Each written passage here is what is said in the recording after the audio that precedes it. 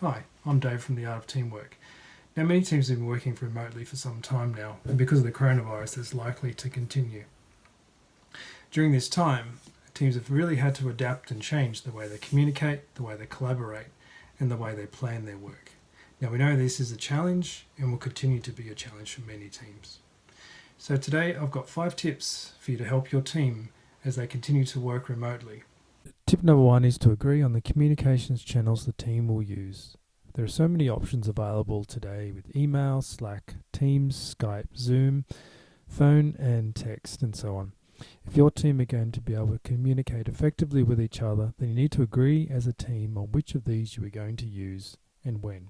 You should have something to provide visual face-to-face communication, plus something that allows your team to communicate asynchronously, like email or chat.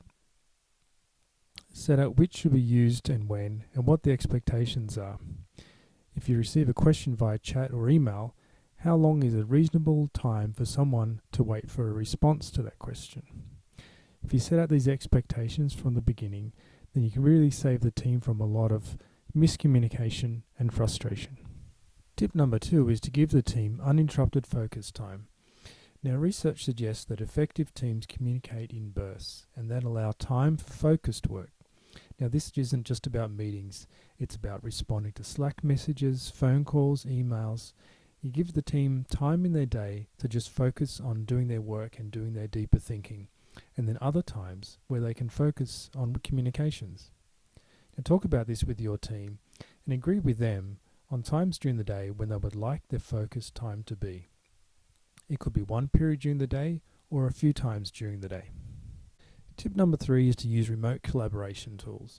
Now, there are loads of tools available for organising your team tasks like Teamwork, Jira, Asana and Monday.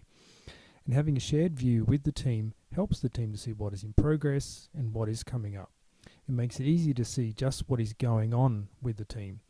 And then again, for each task, you can record the details that need relevant documents or images, making it a great tool for communication and a record that can be referred to later if needed. For collaboration, online whiteboards such as Miro or Mural give your team a visual canvas to collaborate.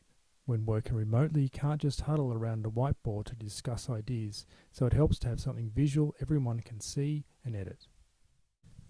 Number 4, create time for team celebrations.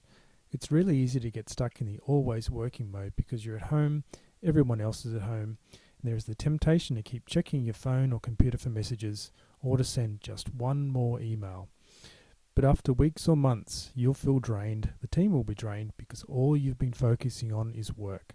Carve out time for the team to celebrate. Celebrate the wins, the failures, celebrate the fact that it's Friday and you're all still happy and healthy. Celebrate birthdays. Just find an excuse in the week to celebrate. Okay, tip number 5. Seek feedback and make adjustments. Give the team the opportunity to discuss what they think can be improved.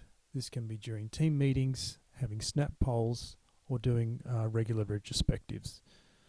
The main thing is the team can get together and discuss what challenges they are facing and then agree on some things they can try to improve. Now, think of these things as experiments. You try them out, you see whether it makes things better or worse, and then if it was worse, you try something else, or if it's better, you move on to the next experiment. So there you have it, 5 tips for your remote team. Thanks very much for watching. If you're interested in more tips for your team, then visit my website, artofteamwork.com.